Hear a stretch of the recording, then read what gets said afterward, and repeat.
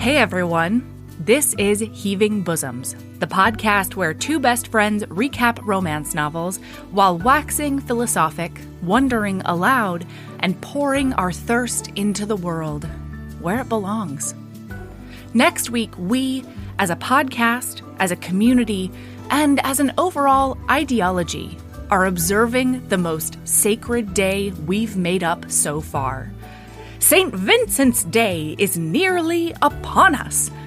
April 2nd is the day that we celebrate the sexiest rake, the bringer of all the creature comforts, the devil in angel's veneer, Sebastian The Lord St. Vincent.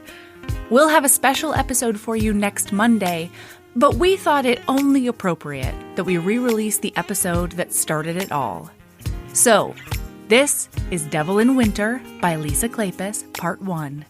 Parts 2 and 3 are in the back catalog. Here we go.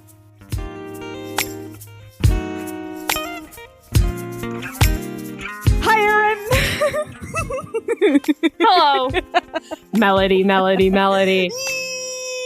How are you? Good. I'm back from hiatus. Are you refreshed? Oh, I'm so refreshed and renewed. Look at us fucking lying. Look at us being fucking liars. I know you're not refreshed and renewed. I know you're not. I have a confession to make to you. What? That is, I'm bad at not working on the podcast.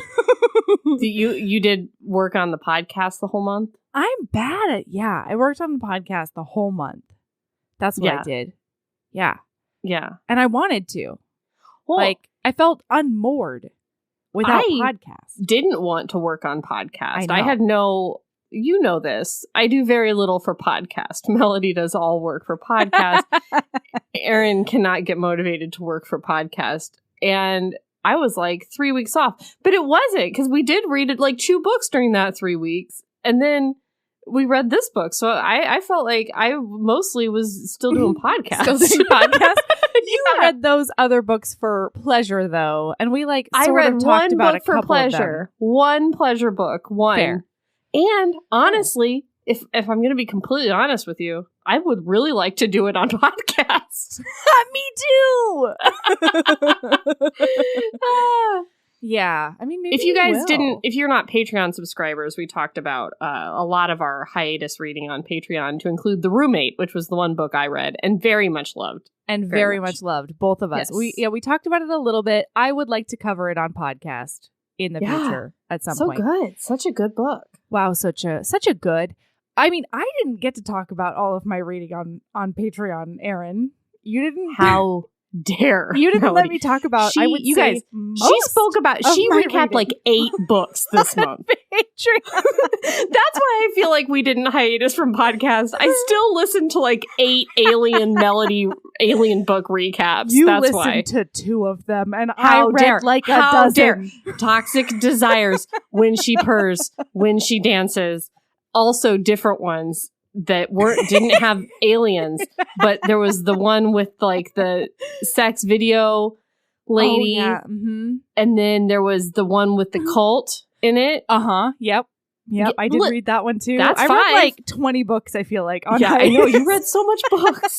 I'm envious of you. But then I was like, hiatus is over. Have to read book. And my God, Devil in Winter just give me life. So I have something awkward to tell the listener. You didn't like it? I think this is now just a Lisa Kleypas podcast. Oh my God. I was so scared. You scared me so much. Did you see the color drain from my face? I did, and it was delightful over here. Rough.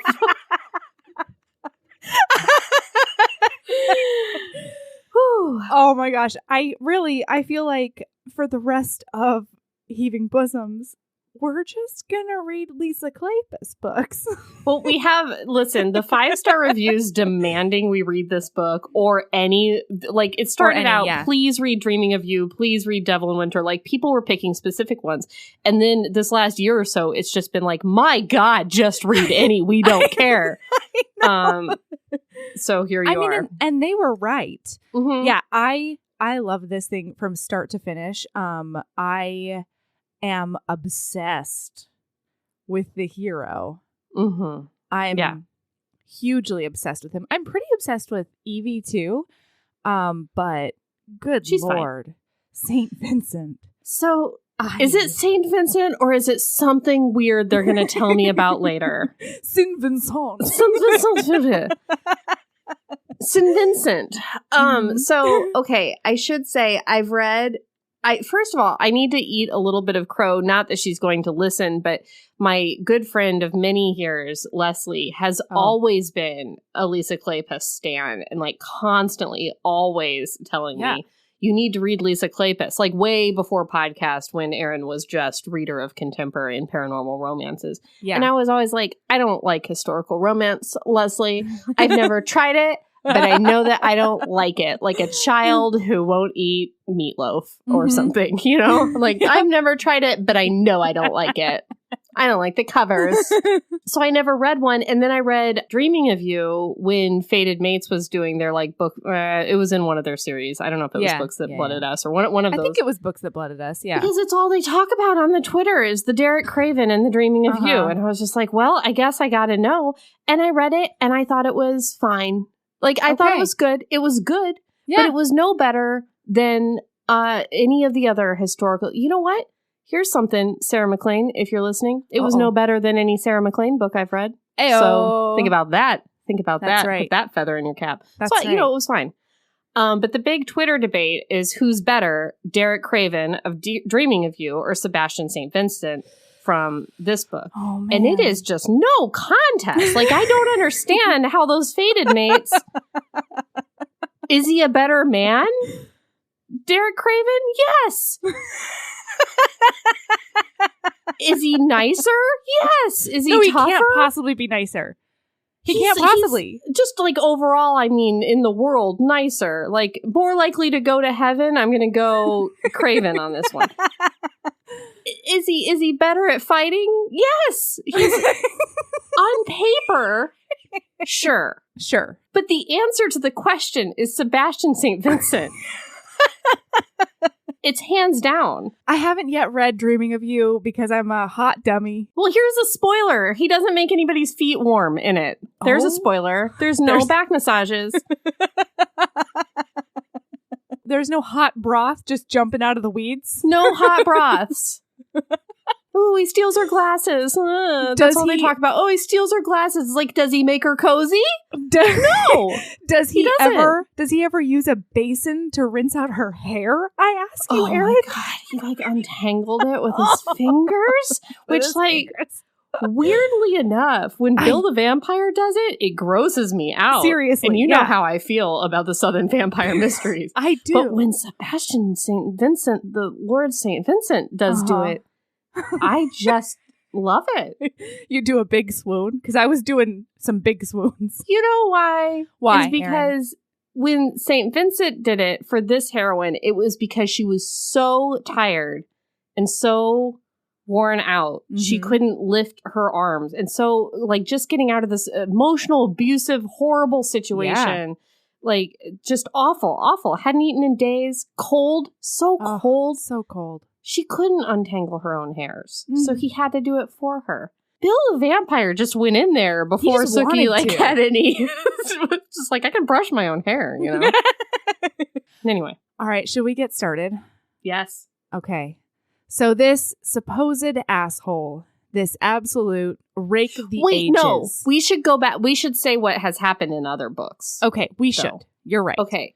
So Dreaming of You starred Derek Craven, who is the owner of a gambling hall, and his big competitor was Ivo Jenner. Ivo Jenner?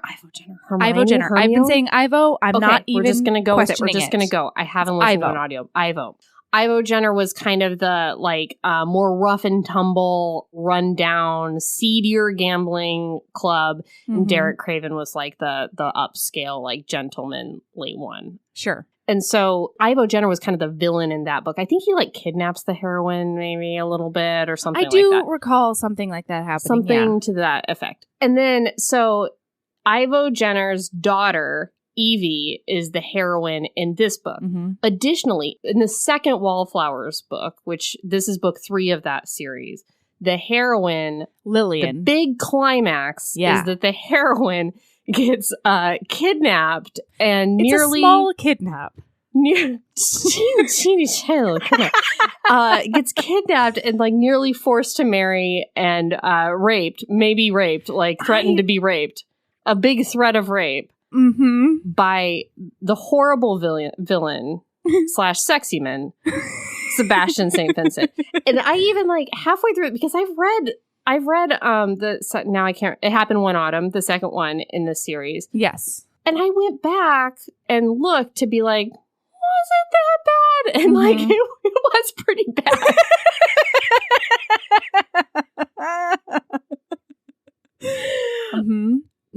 I'm hearing what you're saying. I just need you to know that it was pretty bad, Melody. I hear you.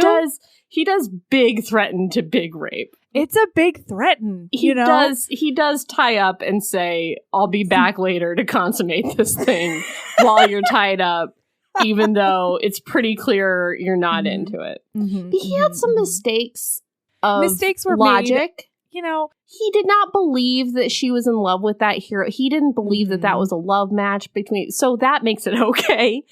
Also, we find out things in this book that would suggest that never would have happened. Okay? So had what? What? That we find out that he has never forced anyone against their will. No, and he was just threatening to rape physically her. Can't, which put her in primal fear for her life. Yeah, he was mostly just doing like a psychological torture. You know? That's one thing that I love about Sebastian St. Vincent is he loves a threat. He loves a threat that he will never go through with. And that is a sexy quality in a murder smolder. Yeah, he's all dangerous bluster, Yeah. So anyway, just so you know, it was bad, but we do forgive. We are apologists. He had really good reasons, and the reasons were he was poor and wanted her money. That's right. He was so destitute. Yeah, it makes it okay when you're threatened with being possibly middle class. That's right. I mean, it's a hell I live every day, Erin. Okay. Yeah, exactly. And I would do almost anything to be a lord, an England lord, instead of this hell we're living in. That's right. That's not true. We're very grateful for our we're very, very happy situations in life. Okay. All right. So Sebastian is sitting in front of his fire. He's all bruised up and battered because, boy, did his best friend. Also, he did this to his best friend in the world. His best friend's girlfriend. Yeah. And so, boy, did his best friend beat him to a bloody pulp, and good for him. Good for him. Great job. And you know what? He's learned his lesson. He's done his time. He's paid for his crimes. Let's just forget. Let's forget. He has not quite made amends, okay? Yeah. But he certainly slinked away in a very sexy manner. Yes, he did slink well. All right. Okay. So he's sitting in front of his fire, like licking his wounds. He's so morose. He's like, what am I going to do when my allowance finally get a job? No, I certainly could not. And all of a sudden, Evangeline Jenner, Evie, is walking into his drawing room or wherever he's sitting. And he is so rude to her. He's like, the proper thing to do would be to get up, but I'm not going to do that for this stammering wallflower. Boy. I love how mean and rude he is to her.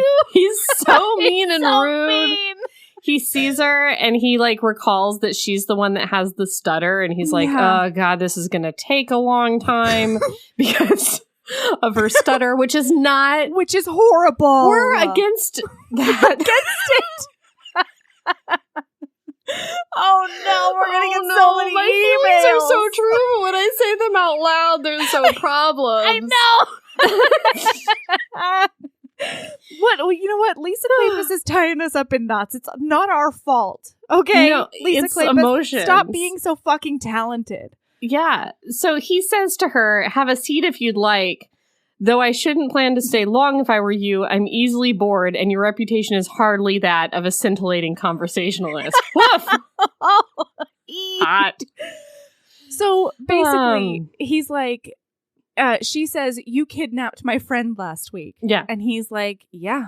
And then his inner monologue is like, I know her to be stupid and boring, and I've avoided her at all costs. And like, she just sits on the sidelines and I can't even with her. Why is she here? But while he's talking to her, it like occurs to him that she's like kind of cute.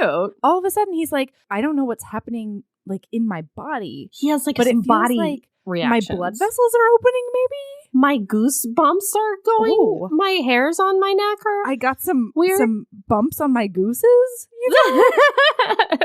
Yes. And then he says, apropos of nothing in my notes, I just have it highlighted. It says, basically he's comparing the two of them. And he's like, she's virginal, she's innocent, she's boring, she's everything I have never, ever wanted in a woman. And it says, because he was debauched, amoral, and perversely proud of it. Hell yeah. And I just, you know, just in my whole bones, it's a boner, I guess is what I'm trying to say. So Evie knows that Sebastian kidnapped Lillian because she was rich and Sebastian is poor and he's losing his fortune and his dad is a duke and he didn't do the duke thing and keep the fortunes or whatever. Right. And so he wanted to snatch up that lady and marry her to get her fortune. Evie is in this horrible situation where her dad, who owned the gambling club, has tuberculosis and is dying very soon. Yeah. And her mother's side of the family has basically kidnapped her and is forcing her to marry her first cousin, who sucks. Who sucks? So that they can secure Evie's father's fortune so it can pass to her mother's side of the family. Yes. And her dad kind of always pushed her off on them as her mom died in childbirth. Her dad pushed her off on the mom's side of the family because he didn't want to raise her in a gambling club, which, you know, good. If these people weren't horrible. They're horrible people. And they abuse her physically and emotionally. When she wouldn't marry the cousin, they starved her. It's awful. Yeah, it's horrible. I mean, and I think that we should note that before they even had this in their minds about, you know, getting her fortune for themselves, they, at the very least, emotionally abused her for her whole life because they were punishing her for her mother's misdeeds. In their mind, because she eloped with Ivo Jenner. It was a bad in their mind, and like her dying was the moral retribution she deserved in their mind, because she was like a proper lady and he was like a scoundrel. Right. Then it turns into like her uncle hits her all the time and they starve her, and they've always told her how ugly she is and how, you know, how dumb she is because they've mistaken her speech impediment for a lack of intellect, which is just incredible to me. And you know what doesn't make it better What's is up? Constantly being belittled and beaten and starved and abandoned by your family. Yes. It does make that worse because it is a psychological condition. So it makes you, I don't know, even more uncomfy all the time. Right. You know, you can it doesn't help your social anxiety. You know? So she's in a real pickle, you know, because she's betrothed to this cousin and her dad's dying rapidly. And she thinks to herself, I have money. Right. I have so much money. So if he was willing to commit crime, again, drug and kidnap my best friend. You know, the bad. It's all bad. What a heinous. It's almost unforgivable. Nearly. We're going to forgive him, though. You know? Yeah.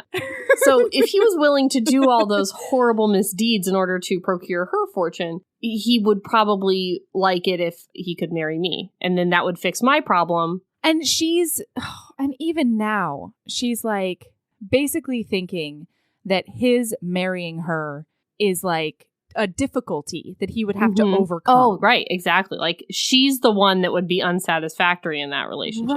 Right. And it's so sad. Okay, so she says all of this to him, basically. She's like, May I read? Oh, please. My father is rich, Evangeline said, without emotion, and dying. Yeah. Congratulations. Sebastian studied her intently. Oh, I love him. I do too.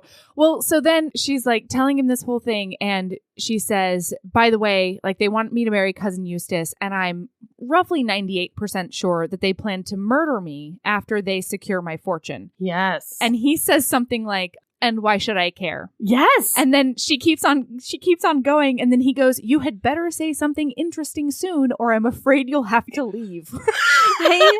My heart beats only for him. I know, me too. What is wrong with me? I love it so much. Oh no. So she looks at him dead in the face. And meanwhile, she has a mild stammer during this conversation, but he is very intrigued by the fact that he keeps on trying to bait her by insulting her and being very rude and all of that. And she is just like deadpan, only facts. And she looks at him and says, I'm offering to marry you. Mm-hmm. This is what I'm here for. Mm-hmm. I cannot get away from my relations if I am single. I can't just go to a friend's house and, ask for sanctuary because they have no legal recourse to protect me. My uncle will get me at some point. I keep on getting caught every time I try to go to my dad's club. I need to be married so I'm legally out from under them. Oh, yeah. That's part of the urgency is they don't let her go visit her dad anymore, and he's dying, and she loves him and she wants to visit him. She wants him to know that there's somebody who loves him, who's caring for him in his final hours, everyone, because Evie is the best. She's a good person. Oh! So by the end of the chapter, they agree. And also, he identifies her as a sexy woman. Yes, but she also identifies him as a sexy man. Oh boy, there's a moment where he stands up and her eyes rake down his body, and he notices and he likes it. So he says, are we going to just be married in a marriage of convenience, or are we going to sleep together occasionally? Uh-huh. And she's like, I will sleep with you one time so that the marriage is legal, and then never again. Never again. And he's like, well, I'll need an heir, but you can pretty much, I don't really care if it's mine. I just need it to be... As long as you're discreet and nobody asks questions, I don't give a fuck. And then he says something like, ugh, I wouldn't be so bourgeoisie as to have sex with my own wife. So then she asks kind of an important question about whether or not he did rape her best friend. That's right. She does get that on the table. She's like, did you? And more than that, she says, would you have? Well, that's the thing. She says, did you? And he was like, well, I don't know. I threatened to. I was pretty desperate, but I didn't get the opportunity. And then she says, but would you have? Would you have forced yourself on her or not? And I'm not doing the stammering, but it is written into the thing. She's very nervous when she's saying this. I mean, obviously, everybody would be. Yeah, it's just, I just wanted everyone to know. She's not speaking clearly. She's very, very, very nervous. Mm-hmm. Sebastian stared at her with patent mockery. If I say so, Miss Jenner, how would you know if I were lying or not? Yeah. No, I would not have raped her. Is that the answer you want? Believe it then if it makes you feel safer. No, I would not have raped her. That. I love him. What is the matter with me? Okay. So by the end of the chapter, they agree. He stands up. She does the eye raking down his body because he's a hot, you guys. He's described through this whole thing as like a fallen dark angel or something. And it's, it's not terrible. Oh, I'm sorry. I need one more thing. I don't care if it's a 5-part episode, Melody. I know. Settle in. We're back from hiatus, bitches. We're back. Wow. I have to say something that is important to me about Lisa Kleypas so far. This is my third, because I read the second.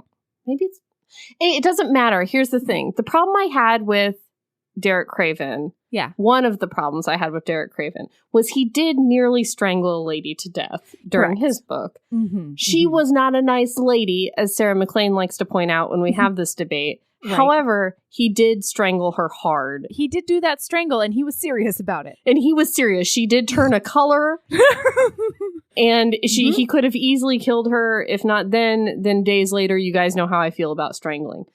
When they agree that they're going to do this, Oh my God. He's like, okay, I gotta go get a carriage ready and pack my shit. He says, we'll leave within the hour. Incidentally, if you decide to back out on our agreement at any time during our journey, I will strangle you. And I loved it. I swooned. So all the times where I said that I don't know about Craven versus St. Vincent, but it must be St. Vincent because he doesn't strangle anyone.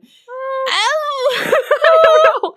He would never strangle her, though, because of love. Right. Like, here's the thing. He's all sexy, dangerous bluster. He is. He's all bluster. Derek Craven is a man of action. He's all like, I have a bad boy image, and I'm gonna always cash in on my bad boy image, and I'm gonna do just enough to maintain this bad boy image.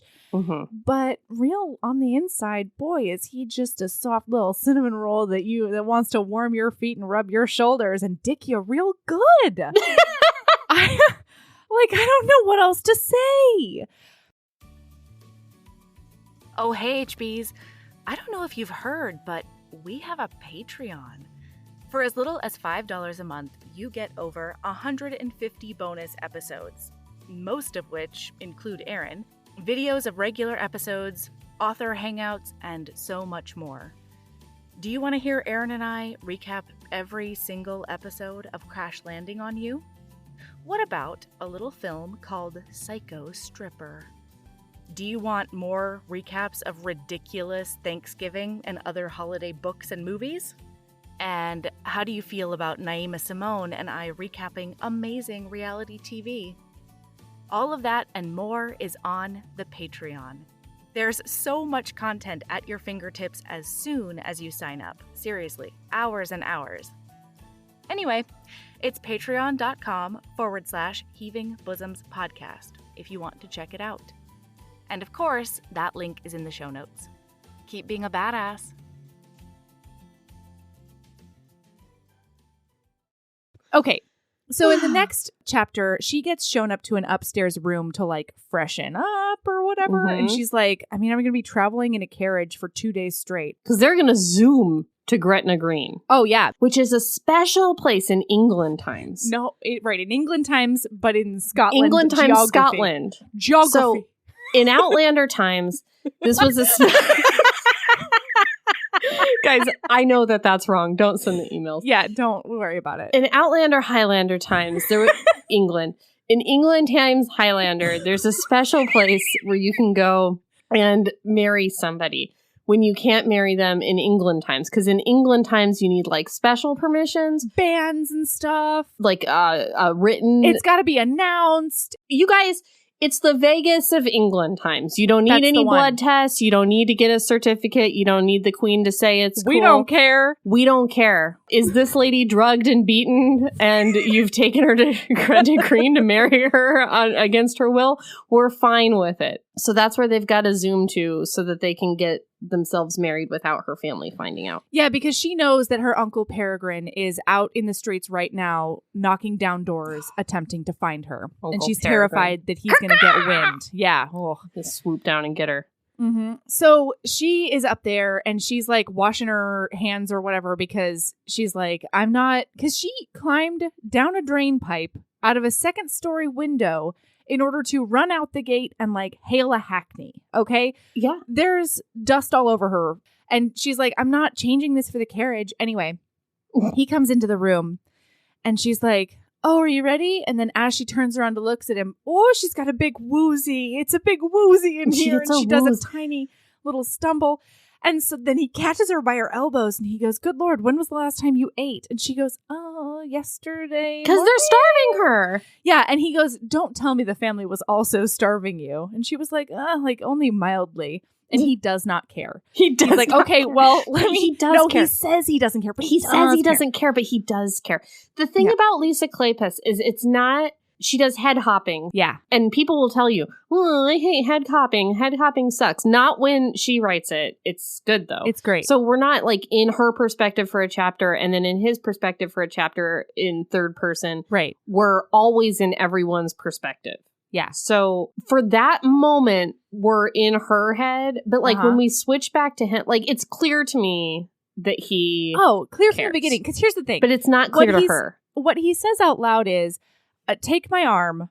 I'm going to take you down the stairs. And obviously what that means is, oh my God, they've been abusing you. Like, I'm going to get you sandwiches and make sure you're safe. Mm-hmm. But what she hears is the words he says out loud, which is, I can't have you falling down the stairs and lose your fortune before we even get to Gretna Green. We can't have you die before we get there.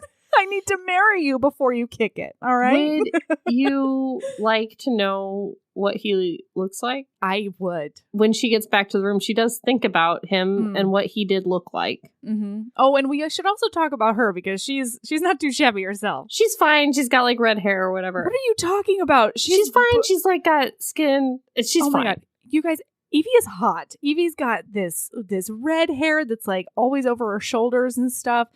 And it's gorgeous and shiny, even though she's basically malnourished. I want to know how do you do that, Evie? Mm-hmm. And she's got that alabaster skin and these adorable freckles that just do things. And her emotions are always on her face because she can't help but blush every turn of the head. And she's we'll get to it later, but she's a well-proportioned lady, as he says it. Sorry, Erin. What does he look like? More importantly, Sebastian, Lord St. Vincent, was the complete opposite of her dream lover. Yeah, there was nothing she's dumb right now. So she's dreamed of having like a sensitive, nice boy who doesn't care about her stammer. Who likes take dogs her into and his books and her stuff. Yeah. Take her into his arms and be like, I don't care about your stammers. I just want to like be your boyfriend or whatever. I just want to like pet your hair and hold you by the fire. Yeah. You know? Yeah. That's the kind of person she wants. And she doesn't know that's the better. kind of person that he is, though. I know. But then he'll also spank you a little and dick you real good. Yeah, and threaten to strangle you when he's done. All those threatens to strangle, which really, can heighten things in the bedroom. As long as you don't. The sexiest line in this whole book is I'll kill her myself. We're not there yet. We're not there yet. God, my heart soared. Okay. Sebastian, Lord St. Vincent, was the complete opposite of her dream lover. There was nothing kind, sensitive, or remotely boyish about him. He was a predator who undoubtedly liked to toy with his prey before killing it. Staring at the empty chair where he sat, Evie thought about how St. Vincent had looked in the firelight. He was tall and lean, his body a perfect frame for elegantly simple clothes that provided a minimum of distraction from his tawny handsomeness.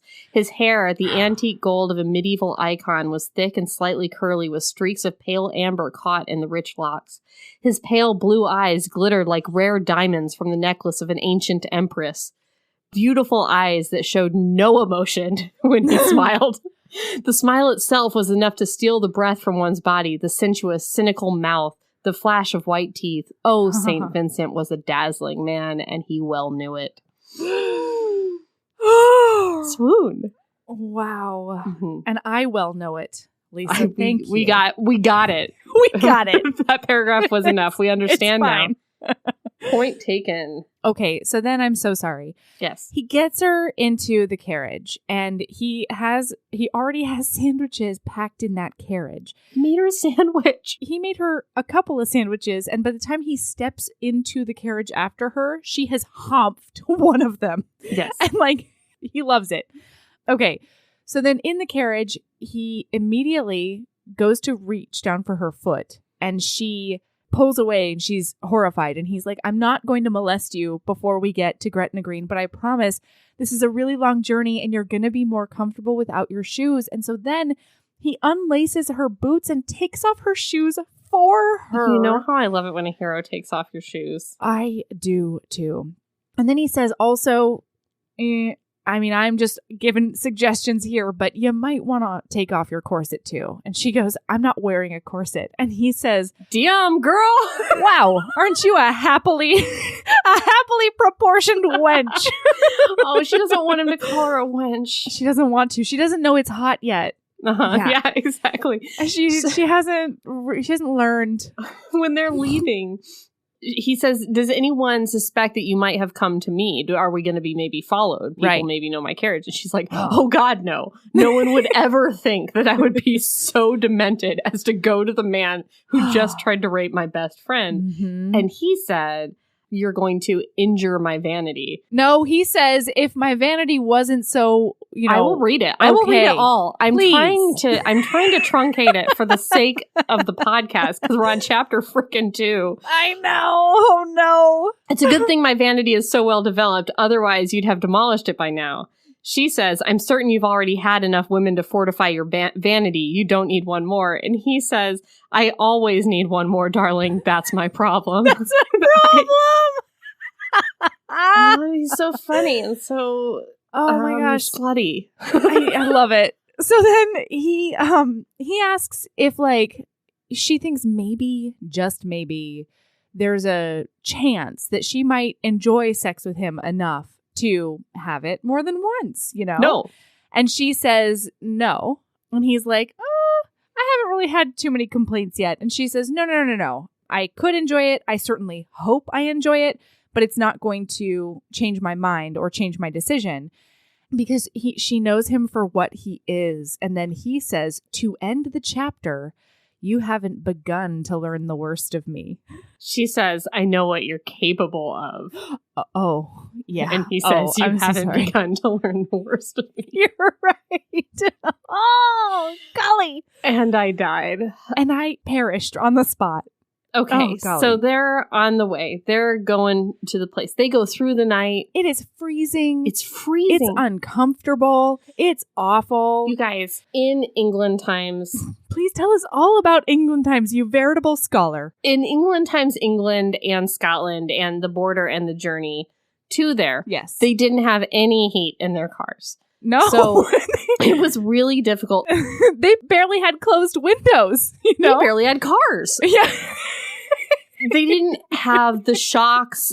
Also, the roads were bad. Yeah. Listen, they're just getting taught because they're going at a big pace, fast one. At a breakneck pace, I would say. Like in Oregon Trail, when you go the fastest one, that's how they're grueling. I think it was the fastest one. Yeah, and you murder your oxen real quick. Yeah, but they're changing out their horses periodically. Anyway, I'm saying they're getting bounced around in there. She hasn't slept. All she's had is those sandwiches. It's very cold. It's very harsh. Right. And he is very impressed that she's not complaining. And she's like, I mean, I can't really complain since I'm the one who's compelling us to move this fast. But he's still like very impressed. He says that wouldn't stop most women from complaining. God, I love him. Okay. All right, Erin. I need you to answer a scholarly England Times question for me because it just occurred to me. Okay. It just Let me fix my bra. I'm ready. While reading this book. Now, please know that I was not an anti-historical person before the podcast started. We call me anti-historical? I feel like that's a rough. Oh, you anti-historical you said that. books. I thought you meant learning about history. I'm like, I casually don't. But I don't know that I'm anti. Okay, but please know that like at least once or twice a year, a comfort watch for me is the 1998 version of Pride and Prejudice. You know, I'm not like a huge slouch on this stuff. I don't mean to like make enemies on the podcast. Oh, I'm but so sorry. What are you about to say to me? You don't want to make me an enemy, do you? No, I don't know what. I don't know what you're. I don't know what you're referring to. What are you about to say about Colin Firth? What are you about to say? I'm not about to say anything about Colin Firth, but it's not the best Pride and Prejudice. I like the one where they talk fast at each other. That's the one I like, the fast talking one. That's the wrong answer. All right. You don't have to be like smart and good all the time, Erin. You can make some mistakes. That's what Sarah McLean. No, that's what Jen Reed's Romance said to me when I tweeted that St. Vincent was better than Derek Craven. That's exactly what she said.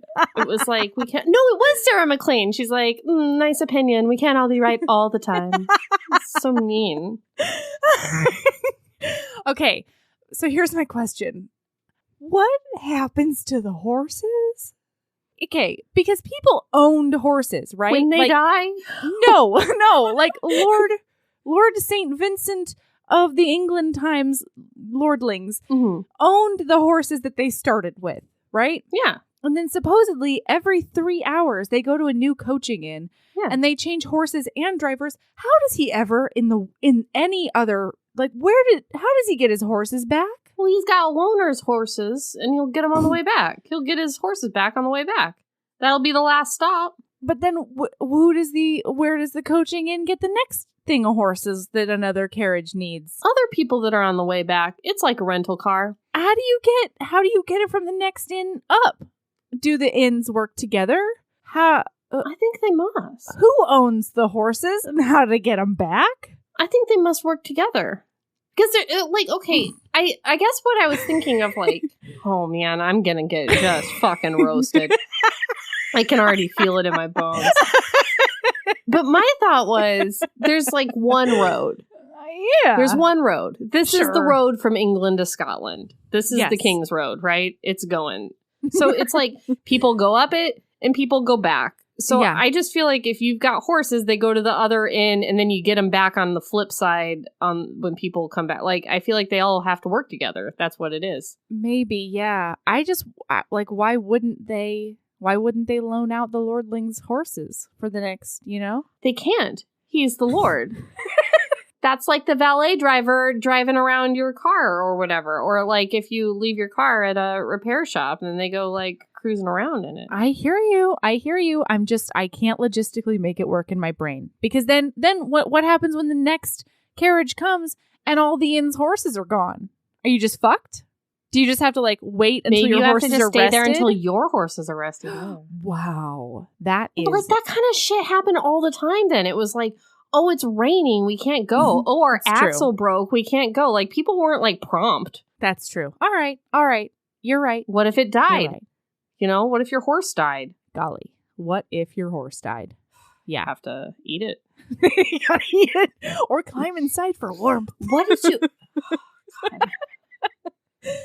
Sorry. Where did your brain go? The look on your face just... My brain went where it always goes, which is Jack London's To Build a Fire. I knew it! I knew it! You know where it goes. Melody. Every time, and I can't... Have I broken you for the rest of the podcast? Oh, no! Curse you, freshman year English teacher, for traumatizing me with Jack London's To Build a Fire. Yeah. Dog. You knew where it went. Why did you ask? Where did your mind go, Erin? You knew where it went. I forgot, and then I realized. So, all right. So moving on. So anyway, as they go at one stop, wait, this begs the question: if the horse dies and you don't crawl into it for warmth in its steaming belly, what do you do with it though? There's a dead horse in the road. What do you do? I think you pay an underling of some sort to drag it to the wherever. To drag it to the wherever? Well, I don't think they had the wherever. What do they do? Burn it? I don't think they had glue factories. Maybe they would harvest it for fat and make candles out of it. Is my answer for you? You gotta eat that horse. You might have to eat it. Maybe it went into a meat pie, a mincemeat pie. I do love a meat pie. Okay, we have to move on. So at the stop that we see, he gets her like some tea and a hot liquor drink that's really yummy. And then, boy, does he get her a hot brick for her feet. Just make her feet feel so good. And I know what you're thinking to yourself. What is Saint Sebastian Vincent, the Lord? Yeah. Where's his foot brick? Where is it? Where is his hot broth? Who's taking off his shoes? Who's taking care of St. Vincent? Why isn't it me? For the whole book, it's just, he's so selfish. He thinks of no one but himself. But which is insane. He only gets that one foot brick, you bitches. That is an insane assertion after reading this book. How dare everyone? She gets so cozy on him. She snurfles on him. Oh, man. He invites her in to just like snurfle on up and snuggle. Oh, I'm so sorry. We have to back up. Yeah. He, once again, tediously, just selflessly, undoes her shoes. And then he invites her to put her feet up on the seat. And you guys, she's so muddy. She's like full of mud. She's all mud at this point, really. Mm-hmm. And then he ensconces her feet And then he says, you come here, girl. You snuggle up on me because you haven't gotten any rest. You know who also hasn't gotten any rest, Erin? Who also has not been able to doze? Sebastian The Lord St. Vincent. That's the one. What does ensconces mean? It's like envelops to surround, basically. What a word, Melody. Good job, Melody. Thanks. Ensconces. I'm going to file that little nugget away. I'm going to ensconce something later. I'm going to put that in a book. I bet you are. I'm going to ensconce it right up. Okay, now I'm worried that's not She what it means. ensconced his penis with I'm her gonna Google vagina. it real quick. Ensconced it all the way around. Oh, wait. It's yeah. I mean, okay. It's not quite what I said. I'm so sorry. It's not to wrap something in, but it's a similar idea. It's establish or settle someone in a comfortable, safe, or secret place. I hit it even harder on the nail on the head. Yeah, you did. That was real specific. Wow. And you could ensconce a penis with your vagina. And I have. Hide it away in a, special secret spot. Cozy. It's super cozy in there. Okay.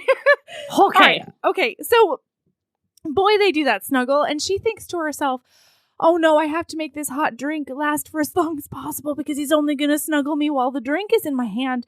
And boy, is that not true. He takes it from her. And oh, wait, I'm sorry. When he puts that hot brick, she says nothing has ever felt so good. And he says to her, women say that to me all the time, which I just can't even. And then he says, here, lean against me. And then, oh man, it says she had never experienced this physical closeness with a man before. It seemed terribly wrong to enjoy it. On the other hand, she would have to be unconscious not to. Nature had squandered an unreasonable quantity of male beauty on this undeserving creature. Better yet, he was incredibly warm. She fought the urge to squirm deeper against him. The end. Don't fight it. Then it's about how soft his cozy clothes are. I mean, and his expensive cologne and the salty, sweet scent of his skin. Okay, so then as the trip goes on, it's grueling, it's miserable, we covered that, but their snuggles get more and more natural, and boy, do they become elevated to a new art form, I would say. Elevated snuggles. Elevated snuggles. So he keeps on getting her hot drinks, and he keeps on rewarming the brick at every stop. At some point, they start snuggling to where he puts one leg up on the chair seat and gets a little bit of that brick heat with one leg, and she lays like all the way up his torso, and he snuggles her in the front with his other leg down. Ensconces her. Boy, does he ensconce her right up in his ensconces her between his legs. Yeah, and also strong thigh bones. Yes. So, and he's like got his other foot down, because he wants to make sure that she never falls off that bench if a lurch happens or something. By the way, this whole time he's been calling her love and sweet and pet. I love pet for some reason. I don't know why. I should hate it. Everything about me should hate it. He sometimes calls her child, Melody, and I know. You have just pushed that right out of your brain. I did. It's gone. Then he takes her hand with his hand. Oh, I'm sorry. I will let you. I see your hand putting your hand up to my hand as if to say, this was my shit, and that's fine. It's as if I've transformed into like a very earnest worshiper, and it's like the hand up with like the amen. You know, like this is my church. No. Oh, I thought you were holding a halting hand. No, to it's stop like me. It's like a testify. Erin.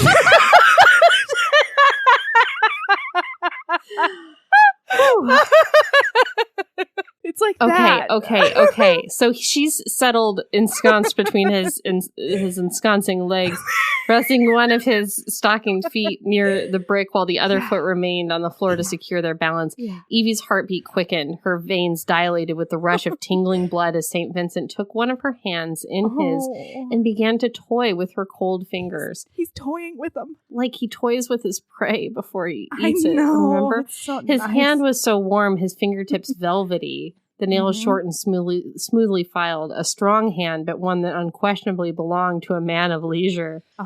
Don't hate it. St. Vincent laced their fingers together lightly, drew a small circle in her palm with his thumb, then slid his fingers up to match them against hers. Although his complexion was fair, his skin was warm-toned, the kind that absorbed the sun easily. Oh. Eventually, St. Vincent ceased playing and kept her fingers folded in his. And they just held hands for the next 4 hours, I feel like. Till they got to Vegas. To get married. Oh, I love them. Yeah, till they got to England times Vegas. And on the way, she finds out that he had 4 sisters and a mom who all died of influenza or cholera or something in childbirth. Because he was the heir. They sent him away. And then everybody in the house died while he was gone.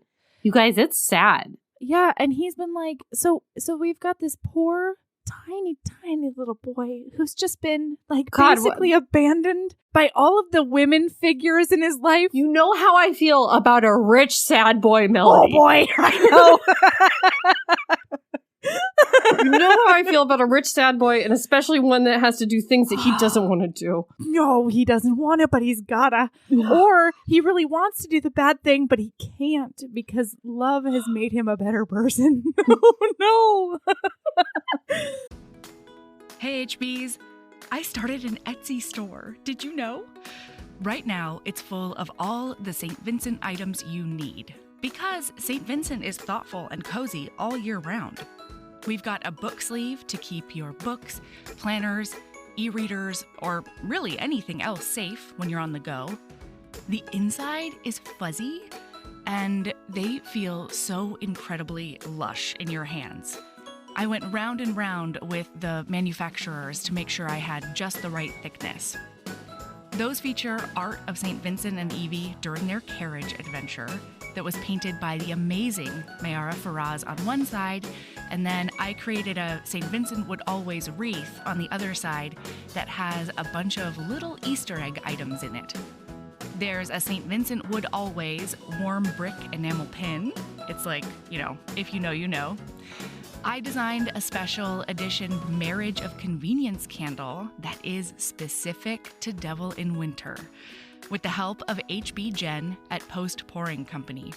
It combines dark amber for St. Vincent and rosewood for Evie, and it smells so delicious. It's hard to even wrap my brain around. So if you want to treat yourself or be the St. Vincent you want to see in the world by getting a care package for a friend, check out our Etsy store. The link is in the show notes.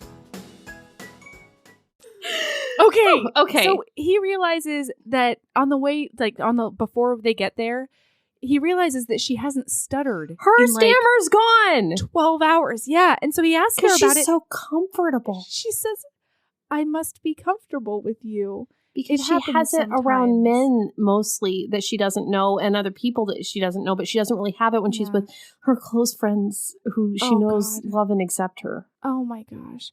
That does include that one he did kidnap and threaten to rape. Yes. Well, and so we forgot to say this. So you might think to yourself, listener, and you're going to eat crow for this. All right. I'm just telling you right now. So buckle up, listener. Me? No, shut up. No, we're berating listener right now, Erin. Get on my side. You, how dare you, listener? What did they do? You might be thinking to yourself, how dare Evie? I have never had a bigger friendship flaccid than for Evie. Yeah. And how dare you? Remember how we were so mad during Bully that one girl got with that bully that did bully her friend, and we were like, we would never do such a thing. I want you to know that if St. Vincent kidnapped you and drugged you and tied you up and said that he would rape you and tried to marry you and was only stopped due to the intervening force of your husband beating the shit out of him, I would marry him so hard. I would go to England times Scotland Vegas with him. I would toss you away like so much trash, and I'm so sorry, Melody. I love Back at you. but not that much. I know. I will do anything for Erin. I won't do But that. I won't give up St. Vincent. But I will not fuck this man who's fictional. And already taken, frankly. How dare we? No, but back to the point. No, he would like me more than her. I'm great. You really are just the best. Thank you. So listen, you might be thinking to yourself, how dare she? She's a terrible friend. But I need you to know that this whole time she has been lamenting the necessary actions she has to take. She's like, I know that I'm losing all of my friends by doing this, but I have to choose between my friends and my safety and the last hours that I have with my father. Yes. And this is my only option.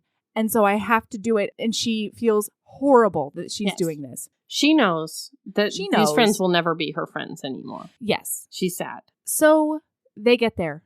Woo! Woo! They check into the inn. There is a great scene with the Scottish innkeeper. It's great. It's fine. Yeah. Then they get to the blacksmith next door. Blacksmith is the one that does the marriages. Yeah. They get married. They make it a very romance marrying. Mm-hmm. And they are both very like, this is not romance. Yeah. This is necessity. He says something about how the heat between them. I got it. Okay. It says, this is a marriage of convenience. There isn't enough warmth between us to light a birthday candle. Loved it. So get on with it. Yeah. Oh my God. I swoon. And then the blacksmith says, I don't like you. I don't like you. I don't like you. And you know who doesn't give a fuck? Sebastian. No. Doesn't care. No, he's so tired. Then she looks at those wedding rings. And he says he balks at getting a wedding ring. He's like, we don't need a wedding ring. And then she looks up at him with her big doe eyes, her dark blue doe eyes. And he says, all right, fine, we can get a ring. Just look at the ring. Love it. And so she gets one. She's particularly interested in one with a Gaelic phrase on it. And she asks what it means. And it means my love is upon you. And so she's like, oh, never mind. I guess I don't want this one. And he grabs it and he's like, we're getting this. This is the one that she obviously wants. All right. So we're taking it. If she wants it, she's getting my baby gets what my baby wants. Gets what she wants. Okay.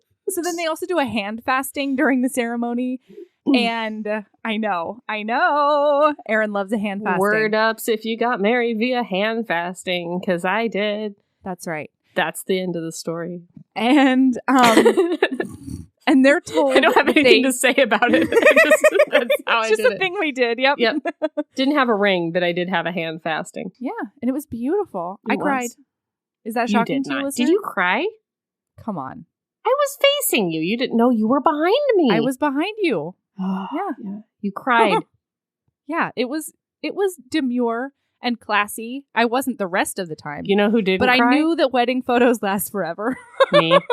I know you didn't cry. It was so great.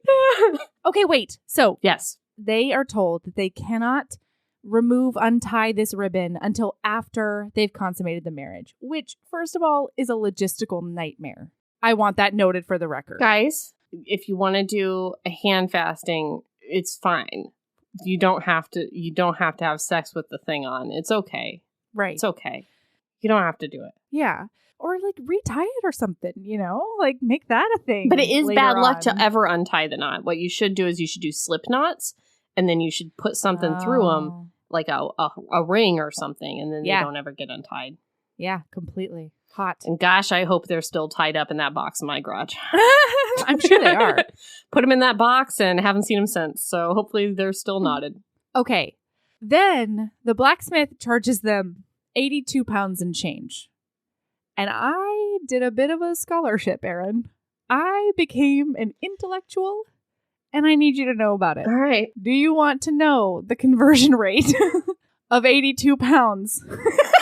Erin has put on her glasses. I'm ready. All right. 82 pounds to current. So 1843, 82 pounds to current. 1843? Yeah, they're in 1843. Yes, man. And they don't know about germs yet? Jesus. No, apparently not. Get it's a brand new thing. with it, England. I know. There's still bloodletting. Guys, if I would have been in 1843, I would have known about germs. I would have known about germs. I've known about germs my whole life. Right. So, she would have been like Claire, okay? She would have been brewing up her own goddamn penicillin. I'm sorry. And you know what? In Erin's book, you would have known she was herbsing, but you never would have seen it on the page. I'll tell you that much. Erin's Outlander would be all action all the time. Also, if I were to write a book that was in 1843, they would have known about germs because I don't do research. So think about right. that. Okay, no. Right, what was your conversion rate? Okay, the conversion to nowatimes pounds is 10,487. Oh my gosh, that's so much. And then I did a conversion from nowatimes pounds to right now American dollars. And that is 14,400 American dollars. Holy ballsack. I don't know if I'm more mad about the blacksmith or the American dollar. Yeah, so that. My God, it's so bad right now. It's real bad right now, yeah. The dollar? Dollar, get up there. Dollar. Be used to be so great. My. Man, that's a spendy wedding. But, yeah. So, I can't believe that he didn't protest more. Yeah. Like, now... I usually don't say this, but I'm glad you looked that up. That really helped my reading experience. I know. Because I was like, come on, man. You're getting a quickie wedding. Like, pay the $700. No! Uh-huh.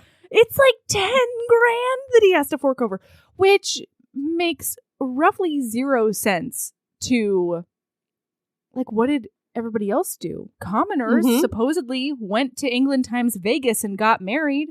They didn't have just 10K. owed a debt, and then they had to go to debtor's prison for the rest of their lives. That was that then, right? They went to the prison. Just boned until they died in debtor's prison? Perfect. They probably didn't put them in a cell together. Probably had to... Oh my gosh, it's a death trap, the blacksmith's shop. Oh no. Newsflash, everybody. No wonder St. Vincent was so pissed. This is not Vegas happy ending times. This is a debtor's prison trap. Don't go to Gretna Green, England times, you folks. You don't like St. Vincent's? I don't like you. We don't like you now. We don't like you. Sentencing people to die alone in prison the day of their wedding. I don't know if that's accurate at all. I don't know. Certainly not. You know what I think? I think he probably saw a mark in St. Vincent. He totally did. They showed up. They were clearly desperate. They were covered in mud. They said it was a marriage inconvenience. So obviously they've rushed there for some reason. And they didn't have to have the ring. The ring was 50 of the 82 pounds. Oh, that's important too. That's a bit more affordable. And like, I think he saw a mark. He saw that he was a lord of some kind and that he was desperate. So that's where that went, I think. Yeah. I mean, get yours, blacksmith. My God. So then in all those Prides and Prejudices movies, where they say things like, her allowance is $10,000 a month. That's like millions of dollars? Astro-fucking-nomical. Yeah. I'm sorry. Now I have a whole different view of Sense and Sensibility. Of course he didn't marry the sensitive sister. Shit down because he was kind of rude to her. Are you kidding me? She has principles. Wait, what's the bad dude? The bad quote unquote dudes. Mr. Collins? No. The one in Sense and Sensibility. God damn it. I don't know the names in Mr. and Sensibilities. This is gonna Mr. Sensibility. I don't know his name. Willoughby.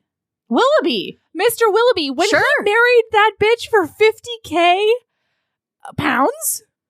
Like, how many? My God. How much did they give Wickham to marry that little bitch? Holy shit. Wickham got like 5,000 pounds. Wow, Darcy really paid out on that one. Jesus. She turned him down. She turned him down. She turned him down hard. She turned him down and insulted him. Like, wow, our minds are blown. Listener, I am sickened.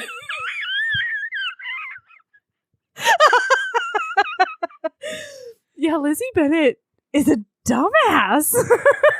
Like, it shouldn't be Pride and Prejudice. It should be like story of an insane woman and like an overly desperate man. Can you imagine if you were that guy and then like she turned you down? Like, you would just be like, okay, I guess she must hate me more. Like so much.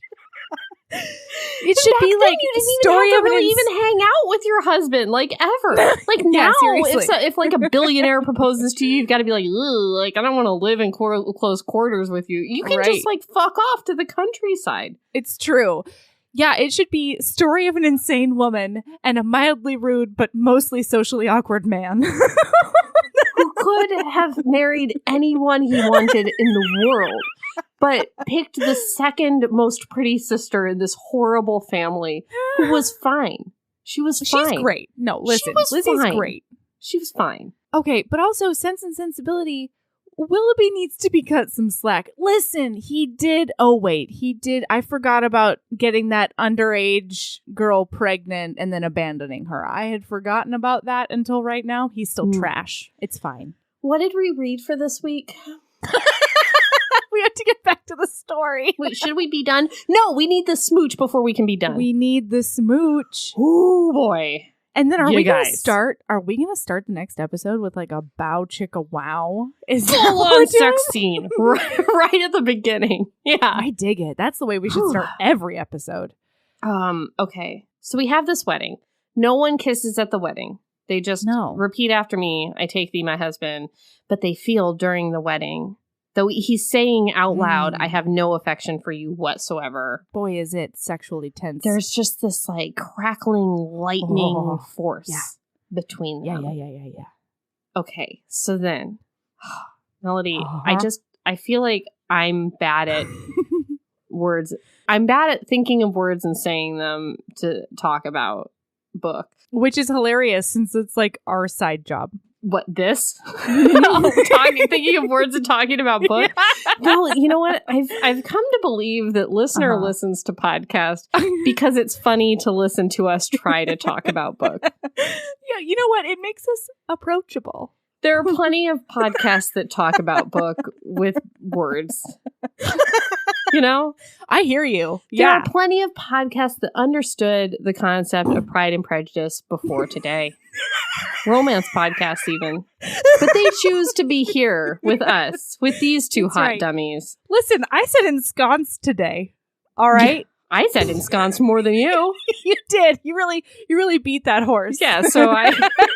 and then crawled inside of it. Oh, no, I didn't. No. That was an accident. And it was all for nothing. Oh, no. Spoiler alert, it's not a happy ending. Hey, listener, why do people like Jack London? What's that about? Right? Yeah. Why do people read that? Why has he been so popular? Gosh, Call of the Wild, woof. Woof. Yeah. All right. Anyways. So we have this really beautiful wedding that's like, all the daughters are singing a bunch of Scottish hymns, and he tips over the 82 and change, which is insane to me now. Like, I want all of my change, please. And then they go outside. Their hands are still tied together. Is it raining? It's raining, Erin. It's raining. It's cold. It's cold and raining. He gets her under an awning before they get into the actual inn. No. Yes. You've made go too fast. Oh, please slow me down. They're tied together, and she wants to untie the knot. They're walking. False. True. He wants to untie. Right. That's what I said. Is that not what I said? You said she. So they're walking. He wants to undo the knot because it's cumbersome. Yeah. She is concerned that if they undo the knot before he sticks it in her, that it will be... it's a bad luck. Bad luck. And so they're fighting over the knot? They're under an awning while this is happening. I thought they were walking. No, he gets her under an awning so that he can untie I think this it's so knot. much sexier in my mind when they're walking.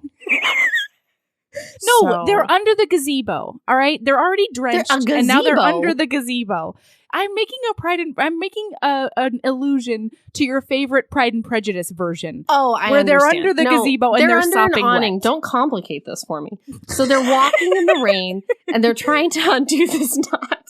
Are they seriously just standing under a awning? No, it's better than that. They're walking along, and then he like manhandles her under the awning. That's what I said. They're walking along. I swear to God, Melody, I'm going to punch you in your digital face. They're walking along. He's trying to undo the knot. No, he manhandles her under the awning, and then he's trying to undo the knot before they walk in to the inn. And she's like, no, don't undo the knot. And when you said manhandle, I thought you meant something different. No. Oh. And then he says, I have no problem looking like a villain and a cad and all of these things, but I refuse to look like an absolute idiot. So we're undoing this knot. And then she says, it's not going to look weird to them because this is England times Vegas. This happens all the time. And he's like, I won't do it. And then she says, no. And so as they're fighting over the knot, they're starting to like grapple a tiny bit. Oh my God. And then boy, does he just kiss the shit out of her. He just grabs her face and just throws her up against this England wall and just snarfles the fuck out of her face. And it is so fucking hot. It's so fucking hot. So she doesn't know what to do. And so she's just like, but yet she's into it. And she wants to let him know, like, this is great. And so she just like pushes her closed mouth up against him. Mm-hmm. And like, you know, is really excited. And so then he pulls back and he starts like doing these tiny kisses on her face. And then he starts like, you know, biting her bottom lip or something amazing. And then he finally gets her mouth open a tiny bit. And man, does he teach her how to make out. And then he's got his hand at the small of her back. And then he's got his hand on the nape of her neck, his free hand. The tied up hand, listener, is pressed up against that wall. Okay. Yeah. Imagine that knot around their wrists up against that wall. And remember, also crucial. Everyone's soaking wet. Yeah. Just there's water like dribbling down their temples and stuff.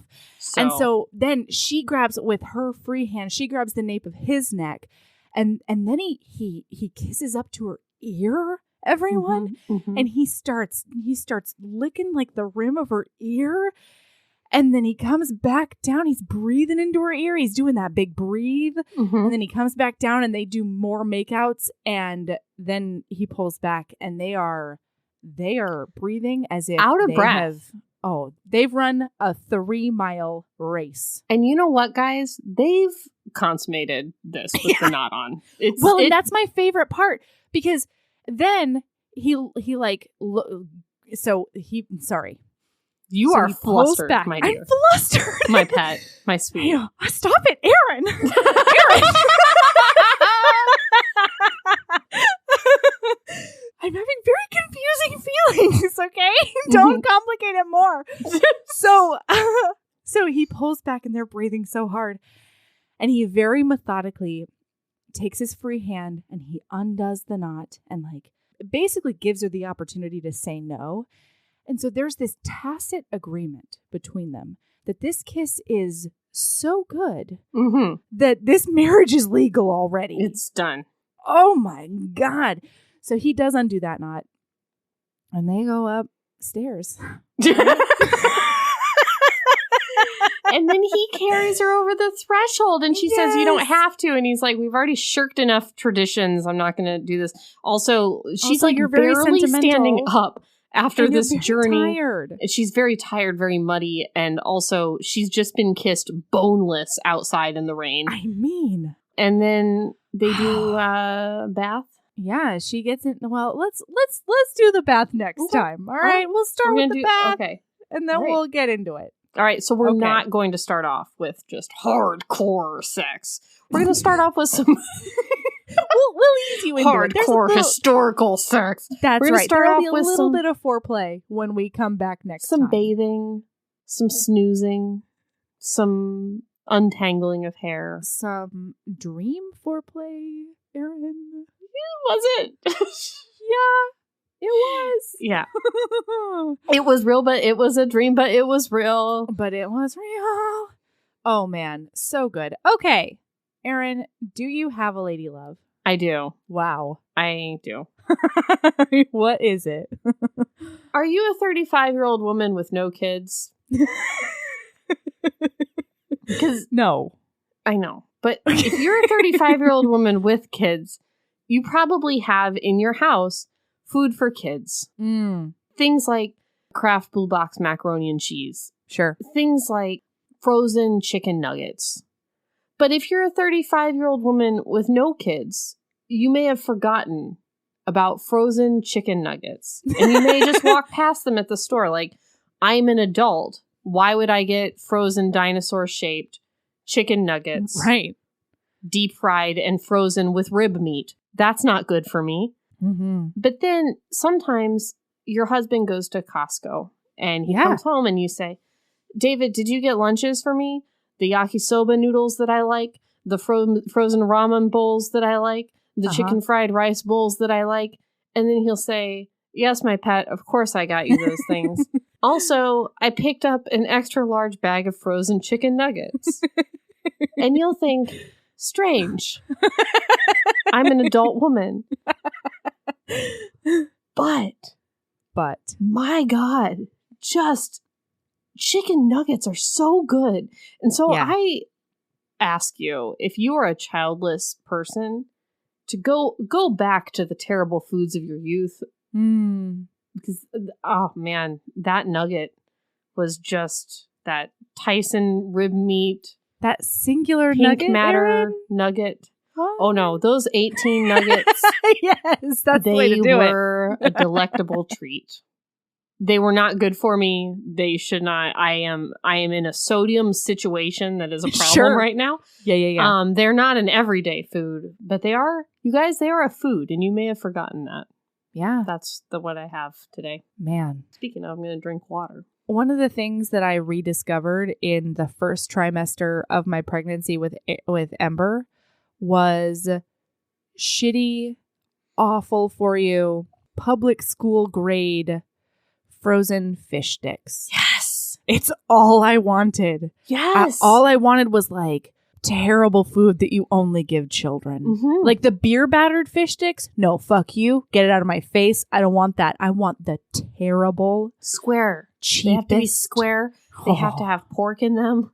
They have to be a rectangle shape. Ah, man, those fish sticks. Yeah. Okay. All right. So Hiatus was wonderful. Yours was going to be... God damn it, Melody! I can see it in your stupid face right now. Mine was chicken nuggets. And then in the episode description, it's going to be like, Erin's Lady Love, chicken nuggets shaped like dinosaurs, and then it's going to be like Melody's Lady Love, a poem about your soul. All right. So Hiatus was wonderful. I read a lot of romance books. I talked to a lot of romance people. It was really awesome.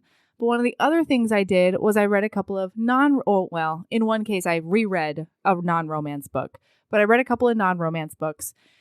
But I reread Audre Lorde's A Burst of Light and Other Essays. And I knew it was sentimental.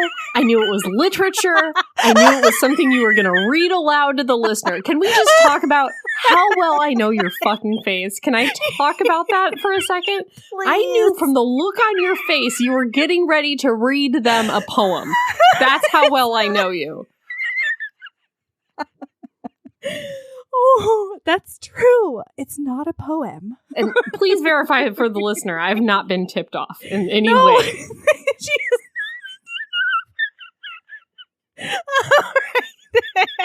No, Erin Chicken Nuggets Melody.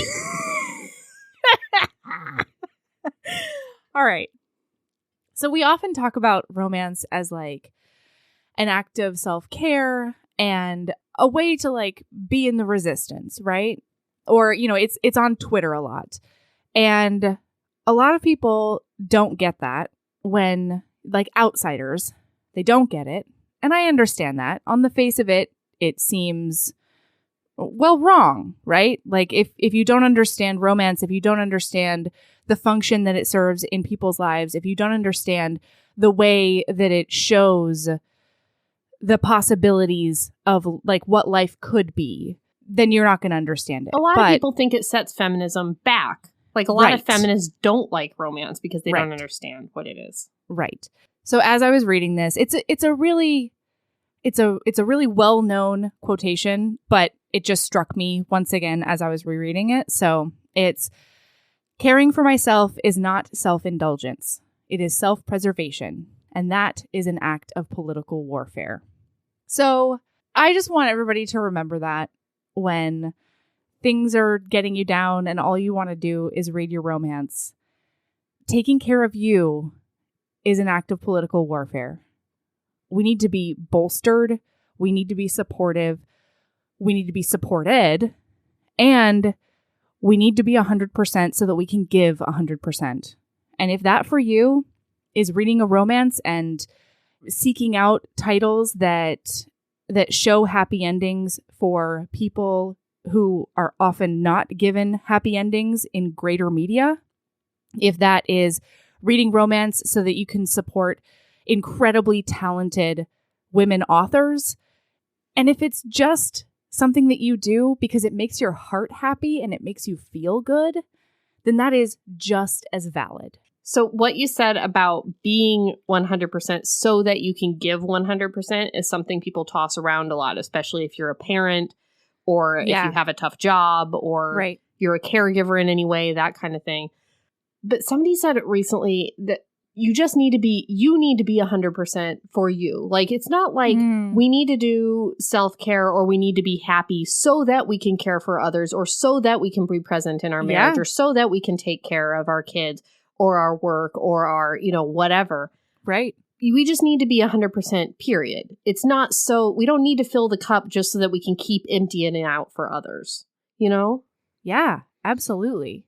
And I never heard anyone say that before. I always hear it, especially when in regard to women, the other way. Of like, course. You can't empty your cup, which we know you want to do because you're a woman and emptying cups is what is you've been socialized to give and give and give and give and give because everyone deserves care but you. Right. No, you just need to be a full cup. Like, whether you empty it is your choice. And that's not the reason why you need to be a full cup. You're entitled to a full cup. Yeah. And I think that that's a really good point because I think part of our socialization tells us that giving 100% is the goal, is literally giving our energy to other people. And that too. Yeah. Yeah. Instead of giving 100%, being just like existing at the best you can, no matter what you're doing. Mm-hmm. Yeah. And I ate those chicken nuggets with 100% of I emptied my whole cup. Those chicken nuggets. I spent all of my energy. You filled your whole cup. I did with those about 1,400 calories of chicken nuggets this afternoon, I loved it. My cup is filled. All right. Where can they find us? Wow, they can find us everywhere. We got that review. I can't not. While we were on hiatus, we got a review that said that every time I say where they can find us, it sounds like I'm in a hostage situation with a gun to my head and somebody's asking me for the codes. I love it. It's true. They can find us. Facebook, Heaving Bosoms. Instagram, @HeavingBosoms. Twitter, @heaving_bosoms. Yeah. Website, heavingbosoms.com. The website is where you can find links to our merchandise at TeePublic and Chickaloo Kate and Redbubble. Yeah. Hey, we should shout out real quick. Last episode that just aired was the Duchess deal, which was the impetus of Darkwing Duke, which is one of my favorite one of our bits. And on our TeePublic merch store, we have this beautiful painting done by Rachel Ross. Art we have, I think. It's my favorite, I think. But it's the most inside of all the jokes because it only happened on one episode. Yeah. But Darkwing Duke is something that you can own on merch. I just want to put that out there. That's gorgeous. Fantastic. Yeah. You may also access our Patreon from our website. And the Patreon is where you can find over, I think, I'm going to put a number out there, 50 episodes of content, extra content? Oh, no, Erin. It's like $99 now. And that does not include like tiny extras. Those are all bonus episodes. Yeah. Videos, additional book recaps, mostly melodies, and movies and extra author interviews and all kinds of stuff. It's a lot of stuff. It's so fun. What else? The HB Reading Embrace is on there. Oh, and hey, everybody, when you're doing the Embrace, when you tag us in the social media posts, like on Instagram or something, don't just put our name in the comments, please tag us in the actual photo, because then it ends up in our mentions gallery and other HBs can look at that and say, oh my gosh, they used this book for Keep Being a Badass, or this person used this book for Morality Boner. And it's so fun and I want to see it forever. And use the hashtag HB Reading Embrace, which I've put on all of the things. Hashtag HB Reading Embrace. No, they do that Get crazy with that hashtag. Yeah. Use the hashtag. We love it. I look at it like at least once a day, usually, just to see if there's anything new. I love it. Anyway, so yeah, that's the Reading Embrace. And keep being a badass. And love yourself. Love yourself as much as you love the principled Lizzie Bennet. Oh. What were you doing? You were going Jack London, weren't you? I didn't want to do that to you. Oh, God. You did it to me, though. You did it to me. You weren't going Jack London. No, I was just going to describe a lot of things I like about St. Vincent and then say that I could never love myself so much because I would die for him and forsake my best friend. But now all I can think about is putting my hands inside a live dog. Man, remember that time when you just looked... But not too alive, mostly dead, still a little alive, just shoving my hands right in there. I'm sorry, trigger warning from my head. Remember that time where you looked at my face for 0.2 seconds and knew exactly the type of lady love I was giving? And yet I looked at your face for 1.5 seconds. And then you traumatized me with something that was not even in my head. Yes. I'm a terrible friend. What you guys always say, oh, Melody, she's the intuitive one. She's the one that has all the No, empathy. It's Erin. Ooh, no, it's me, bitch. It's Erin. Okay, well, okay. Keep being a badass. Love yourself as much as you love the crazed Lizzie Bennet and how stupid she is. No, St. Vincent and his dark angelness. How he and the way that he threatens you. And he puts it on your foot. Ugh. Yeah, he threatens you, but really inside he's pledging his undying devotion. Guys, it's kind of like that guy. Remember that guy that... I'm sorry, the podcast is still going, everyone. Apparently. If you turned it off when everybody was doing the Where You Can Find Us, you made a big mistake because I'm still going. Remember that cowboy? Which one? The one with that was like the silhouettes on the cover that punched. Oh, Cord. When he gets there was something so hot about how everyone thought he was a vicious murderer that had her captive, but he was so sweet. Oh, that's what I want. Here's what I want: I want everyone to think that my husband is a vicious murderer that has me captive in our house. So danger, and just looks at me with these sympathy eyes of how do you live with that monster? Mm-hmm. Gosh, but then you get home. And he is and he's just can I massage your shoulders? Are you cozy enough? Mm-hmm. Yeah. Can I buy you a $10,000 ring, I guess? You know? Yeah. He didn't know it at the time, though. When he got the ring, he didn't know. Can I accidentally buy you an $8,000 ring? Although, the truth is, when they billed him for that at the end of the wedding, he could have said, given it back. Ring. Yeah. Yeah. He could have said, fuck that and fuck you. Her. He got her an $8,000 ring. Because guess what, Erin? His love is upon her. His love is upon her. When then he takes the ring. No. That's next time. Okay. I'm sorry. Okay. Bye. Bye. Man, we give good episode when we're rested.